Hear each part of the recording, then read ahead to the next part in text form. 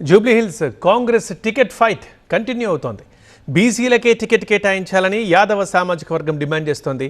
అయితే ఈ సామాజిక వర్గంలోనూ అంజన్ కుమార్ యాదవ్, నవీన్ యాదవ్ల మధ్య పోటీ నెలకొంది. అతి త్వరలోనే జూబ్లీహిల్స్ ఉప ఎన్నికకు నోటిఫికేషన్ రాబోతోంది. ఈ నేపథ్యంలో అధికార పార్టీలో టికెట్ రేస్ నెక్స్ట్ లెవెల్ కు వెళ్లింది. టికెట్ తమకంటే తమకు కావాలని చాలా మంది నేతలు పట్టుబడుతున్నారు. దీంతో ఆచితూచి అడుగులు వేస్తోంది కాంగ్రెస్. టికెట్ ఎవరికివ్వాలనే దానిపై సర్వేలు చేయిస్తోంది. బీసీ వర్గానికే టికెట్ ఇవ్వాలని నేతలు డిమాండ్ చేస్తున్నారట. బీసీ రిజర్వేషన్ల అంశంపై ఇప్పటికే రాష్ట్రాల్లో చర్చ జరుగుతోంది. లోకల్ బాడీ ఎన్నికల్లో రిజర్వేషన్లపై సీలింగ్ ఎత్తేస్తూ అసెంబ్లీలో ఆమోదించినప్పటికీ గవర్నర్ ఇంకా నిర్ణయం తీసుకోకపోవడంతో ఆ అంశం పెండింగ్లోనే ఉంది.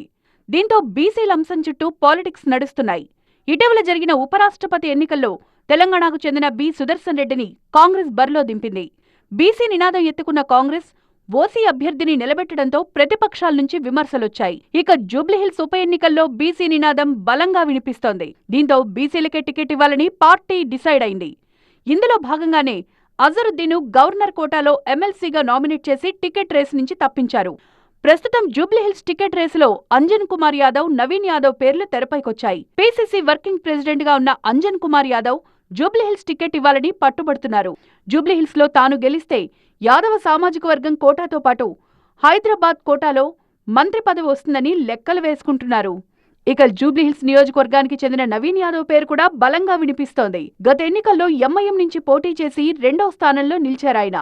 స్థానికంగా బలం ఉంది కాబట్టి తనకు టికెట్ ఇవ్వాలని సీఎం రేవంత్ రెడ్డి దగ్గర లాబియింగ్ చేస్తున్నారు నవీన్ యాదవ్. మొత్తానికి ఈసారి బీసీ వాదం తెరపైకి రావడంతో ఎవరికి టికెట్ ఇస్తుందనేది ఆసక్తిగా మారింది.